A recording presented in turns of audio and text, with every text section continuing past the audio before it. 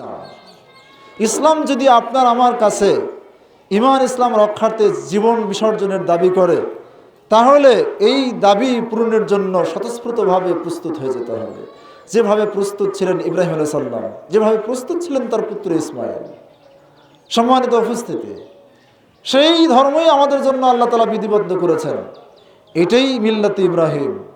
ইব্রাহিম আলাইহিস সালামের সামনে মহা পরীক্ষা, যে বৃদ্ধ বয়সে প্রার্থনার মাধ্যমে একটি পাওয়া পুত্র, স্নেহের পুত্র, সেই পুত্রটিকে আল্লাহ সুবহানাহু ওয়া তাআলা জবাই করার নির্দেশ দিলেন। একে তুমি উৎসর্গ করো আমার পথে। এর চেয়ে কঠিন পরীক্ষা পৃথিবীতে মনে আর হয় না, এত বড় পরীক্ষা আর হয় না, কঠিন পরীক্ষা। সম্মানিত উপস্থিতি, যারা আল্লাহকে ভালোবাসে তাদের জন্য যে কোনো পরীক্ষায় উত্তীর্ণ হওয়া সম্ভব। আর যারা আল্লাহ বাদ দিয়ে গায়রুল্লাহর প্রতি মহব্বত বেশি, সেটা পিতা হোক, পুত্র হোক, স্ত্রী হোক, ভ্রাতা হোক, যে কোনো কিছু, সম্পদ রাজি হোক, ব্যবসা বাণিজ্য হোক, পছন্দনীয় ঘরবাড়ি হোক, যা কিছুই হোক না কেন, তাদের কাছে এই বস্তুবাদী মহব্বত এটাই অনেক বড় হয়ে দেখা দেয়।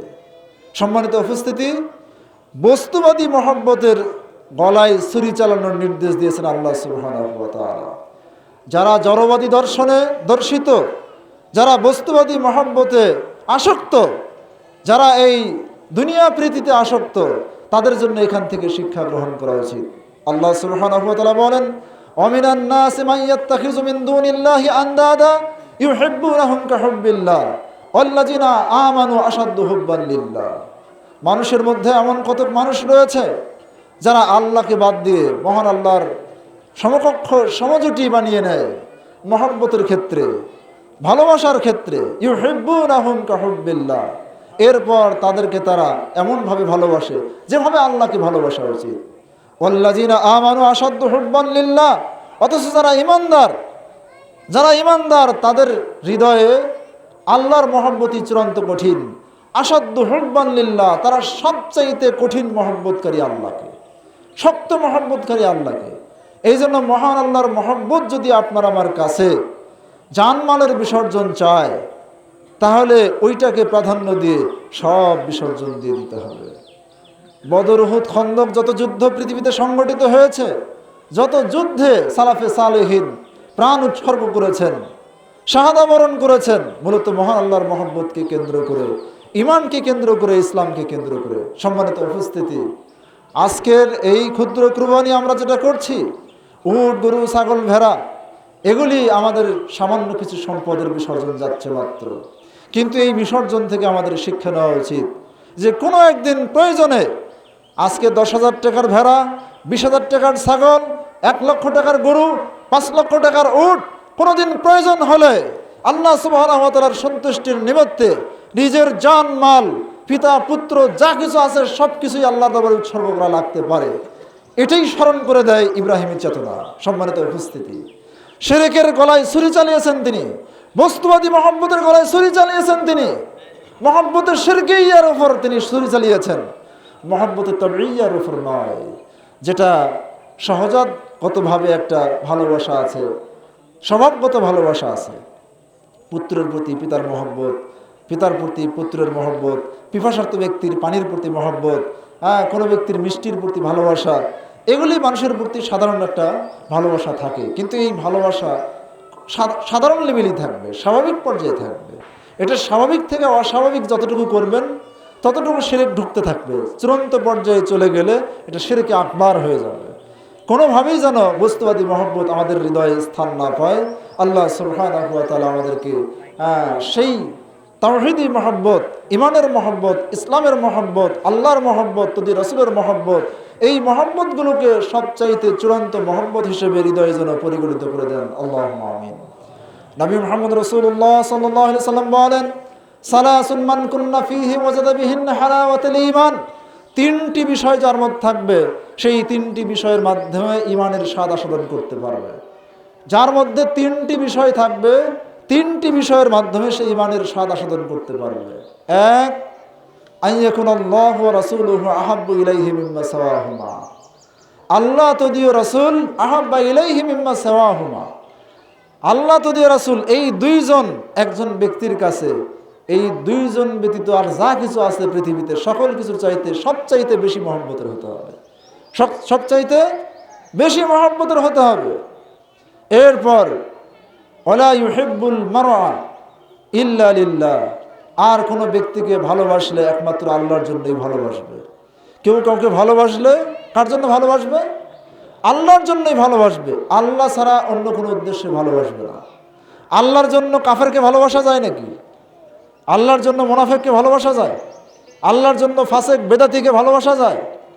হ্যাঁ, ফাসেক গুনাহগার যারা, গুনাহ অনুপাতে ঘৃণা, ঈমান অনুপাতে ভালোবাসা। আর খাঁটি তাওহীদবাদী মুসলিম যারা, তাদের প্রতি খাঁটি ভালোবাসা থাকবে, হৃদয় উজাড় করা ভালোবাসা থাকবে ইসলামের জন্য, তাওহীদের জন্য। সম্মানিত উপস্থিতি, তাহলে কাউকে ভালোবাসলে আল্লাহর জন্য ভালোবাসবে। এর বিপরীতে অবশ্যই কাউকে ঘৃণা করলে আল্লাহর জন্য ঘৃণা করবে। ঘৃণা ছাড়া ভালোবাসা প্রমাণিত হবে না। এরপর ওয়া ইয়াকরাহু আন ইয়াউদা ফিল কুফরি কামা ইয়াকরাহু আন ইউলকা ফিন নার, সে কুফরির মধ্যে ফিরে যাওয়াটা এমনটা ঘৃণা করবে যেভাবে জ্বলন্ত অগ্নিতে নিক্ষিপ্ত হওয়াকে সে অপছন্দ করে। কোনো ব্যক্তি কি চায় যে আমি জ্বলন্ত অগ্নিকুণ্ডে নিক্ষিপ্ত হই?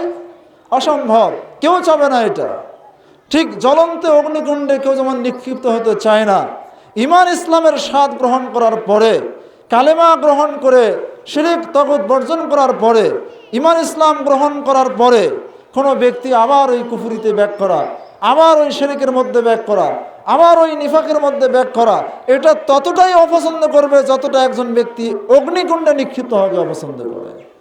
এমনকি সহিহ বুখারীতে আরও আসছে, ওয়া ইউলকা ফিন্নার আহাব্বু ইলাইহি আন ইউখযাফা ফিন্নার আহাব্বু ইলাইহি মিন আন ইয়াউদা ফিল কুফর, অগ্নিকুণ্ডে নিক্ষিপ্ত হওয়া তার কাছে প্রিয় হতে পারে, পছন্দনীয় হতে পারে কুফরে ফিরে যাওয়ার চাইতে। সম্মানিত উপস্থিতি, প্রয়োজনে অগ্নিকুণ্ডে নিক্ষিপ্ত হতে হবে। হন্নি ইব্রাহিম আলাইহিস সালাম, তাকে যখন শিরক আর তাওহীদের পরীক্ষায় চূড়ান্ত পর্যায়ে নিয়ে যাওয়া হলো যে তুমি যদি তাওহীদ থেকে সরে না আসো, তোমার অবস্থান থেকে সরে না আসো, তাহলে আমরা তোমাকে জ্বলন্ত অগ্নিকুণ্ডে নিক্ষেপ করব। ইব্রাহিম আলাইহিস সালাম সাক্ষাৎ জান্নাত মনে করে ওই অগ্নিকুণ্ডেই তিনি নিক্ষিপ্ত হয়েছিলেন মহান আল্লাহর মহব্বতকে প্রাধান্য দিয়ে। ফলে সেই অগ্নিস্ফুলিঙ্গ, সেই নরক, সেটা স্বর্গে পরিণত হয়েছিল, সেটা জান্নাতে রূপান্তরিত হয়েছিল, সেটা শান্তিময় আগুনে রূপান্তরিত হয়েছিল।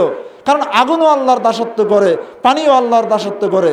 যেই পানি মানুষের পিপাসা নিবারণ করে, যেই আগুন মানুষকে জ্বালিয়ে দেয়, আল্লাহর নির্দেশে ওই আগুন জ্বালানোর ক্রিয়া বন্ধ করে দিতে পারে, কাজটাকেও বন্ধ করে দিতে পারে। সেটা করেছেন। কিন্তু ইব্রাহিম আলাইহিস সালাম তো জানতেন না যে আমি এখানে গেলে আগুন আমার শরীর দেহ পুড়বে না। এটা না জেনেই তিনি সেখানে নিক্ষিপ্ত হয়েছেন।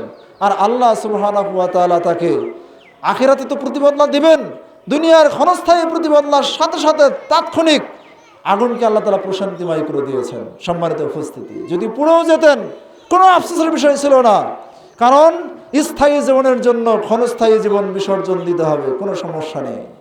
মহান আল্লাহর সাক্ষাতের আশায়, মহান আল্লাহর মহব্বতের আশায় দুনিয়াবী জীবন আমাদের কাছে ঠুনকো, দুনিয়াবী মুসিবত আমাদের কাছে পিপিলিকার কাপড়ের মতো হয়ে যাবে, তার চেয়েও হালকা হয়ে যাবে আল্লাহ সুবহানাহু ওয়া তাআলার ইচ্ছায়।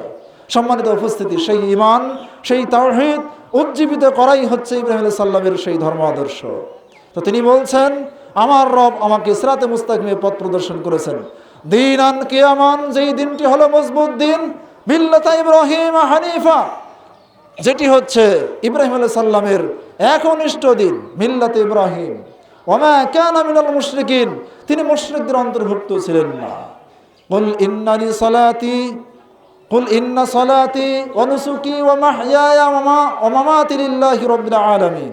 হে মুহাম্মদ, আপনি বলে দিন, ইন্না সালাতি, নিশ্চয় আমার সালাত, ওয়া নুসুকি, আমার কুরবানি সহ যাবতীয় ইবাদত, ওয়া মাহইয়ায়া ওয়া মামাতি, আমার বেঁচে থাকা, আমার শেষ পর্যন্ত মৃত্যুবরণ করা, আমার বাঁচা, আমার মরা, আমার সালাত, আমার যাকাত, আমার সিয়াম, আমার হজ, আমার কুরবানি, আমার যাবতীয় ইবাদত, আমার প্রতিটা কাজকর্ম, আমার আগমন প্রস্থান, আমার উঠা বসা, সব কিছুই আল্লাহর জন্য। আমি বেঁচে থাকবো আল্লাহর জন্য, মৃত্যুবরণ করবো আল্লাহর জন্য। লিল্লাহি রাব্বিল আলামিন, যিনি জগৎ সমূহের রব, প্রতিপালক, নিয়ন্তা, তার জন্যই সব কিছু। সম্মানিত উপস্থিতি, লা শারিকা লাহু, যেই আল্লাহ এমন এক মাবুদ যার কোনো শরিক নেই, তিনি এক, অদ্বিতীয়।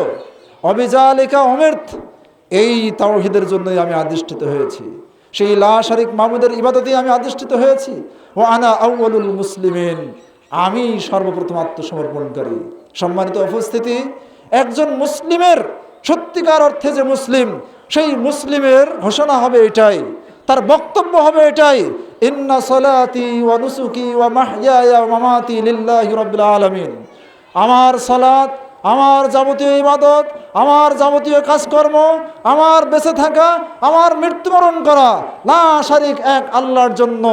আমি মরবো তো আল্লাহর জন্য, বেঁচে আছি তো আল্লাহর জন্য, যেই কয়দিন বাঁচবো, যেই কয় ঘন্টা বাঁচবো আল্লাহর জন্য।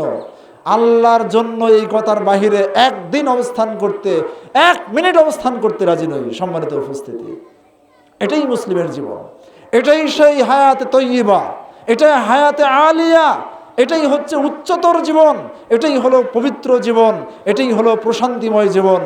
মান আমিলা সালিহান মিন যাকারিন আও উনসা ওয়া হুয়া মুমিনুন ফালানুহইয়ান্নাহু হায়াতান তাইয়্যিবা।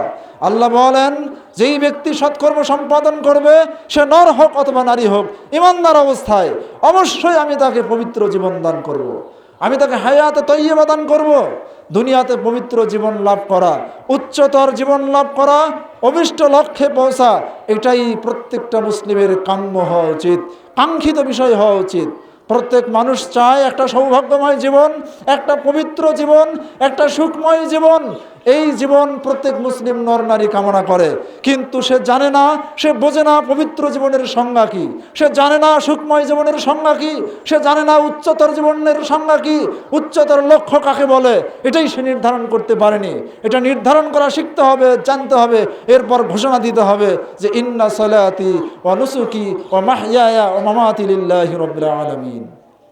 সম্মানিত উপস্থিতি, সর্বশেষ কথা যে ইব্রাহিম আলাইহিস সালামের এই সুন্নাহ মুহাম্মদ সাল্লাল্লাহু আলাইহি ওয়াসাল্লাম অনুসরণ করেছেন। আজ কুরবানি মুহাম্মদী সুন্নাহ, এটা আমরা বলবো। আমাদের নবী মুহাম্মদ রাসূলুল্লাহ সাল্লাল্লাহু আলাইহি ওয়াসাল্লাম তিনি কুরবানির জন্য উৎসাহিত করেছেন উম্মতকে। সামর্থ্যবান ব্যক্তিদেরকে কুরবানির কথা বলেছেন। যারা কুরবানির সামর্থ্য থাকার পরেও কুরবানি দেয় না, তাদেরকে তিনি ঈদগাহের মাঠের নিকটবর্তী হতে নিষেধ করেছেন। কেন এটা, কেন এই কথাগুলো?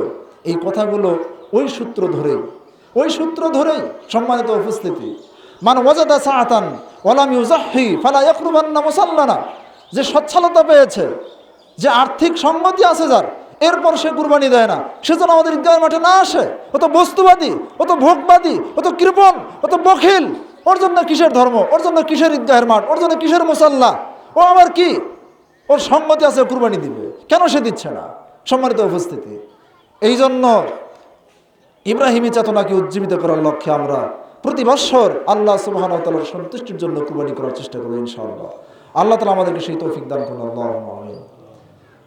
সম্মানিত উপস্থিতি, আজকের সংক্ষিপ্ত খুতবায় যতটুকু বললাম, আল্লাহ সুবহানাহু ওয়া তাআলা এই খুতবার মধ্যে কোনো ভুল ত্রুটি হয়ে থাকলে আল্লাহ আমাদেরকে ক্ষমা করুন।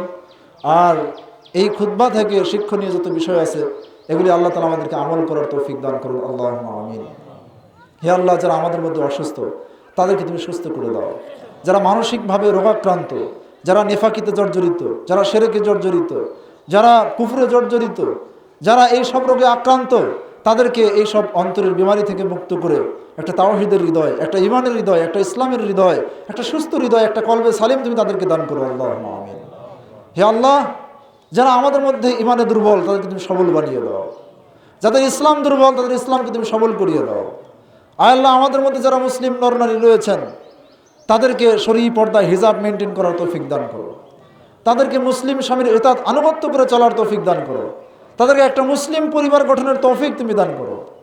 সংক্ষিপ্ত পরিসরে আল্লাহ যতটুকু দোয়া তোমার কাছে জানালাম, এই দোয়াগুলো তুমি আমাদের কাছ থেকে কবুল করে নাও। আমাদের প্রতিটা ছেলে মেয়ে সন্তানকে তোমার